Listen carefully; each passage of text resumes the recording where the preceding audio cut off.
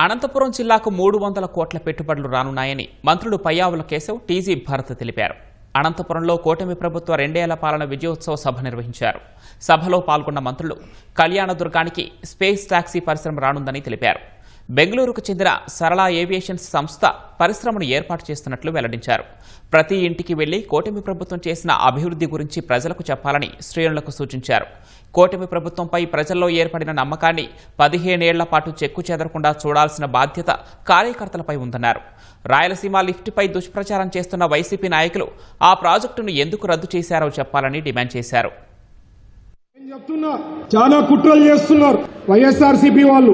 ఎట్లా తిరిగి ఈ అలయన్స్ ని బ్రేక్ చేయాలని చాలా ప్రయత్నం చేస్తున్నారు.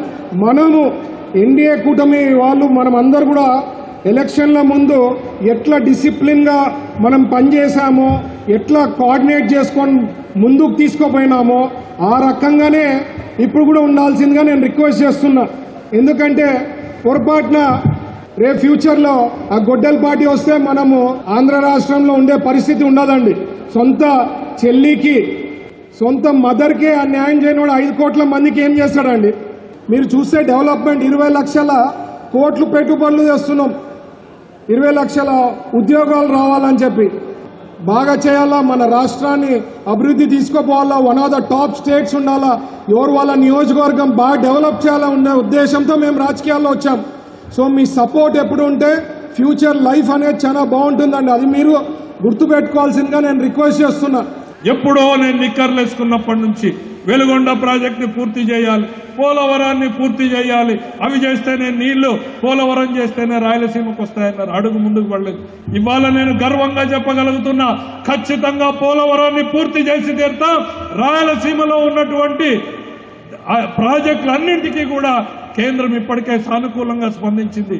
హార్టికల్చర్ హబ్ పేరుతో 40,000 కోట్ల ప్రాజెక్టుకి కేంద్ర సహకారంతో మనం మంజూరు చేసుకోబోతున్నాం.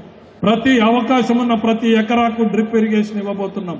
వాళ్ళ అధికారంలోకి వస్తే 4 ఏండ్లు డ్రిప్పులు ఇచ్చారా అని నేను అడుగుతా ఉన్నా. చివరి ఎలక్షన్లోకి వచ్చి 4 డ్రిప్పులు వంచిపోతే ఆ డబ్బులు కూడా మళ్ళీ మనం వచ్చి కట్టాల్సినటువంటి పరిస్థితి. వాళ్ళు పెట్టినటువంటి పెండింగ్ బకాయిలన్నీ కూడా తీర్చి ఇప్పుడు గాడిన పెట్టబోతా ఉన్నాం.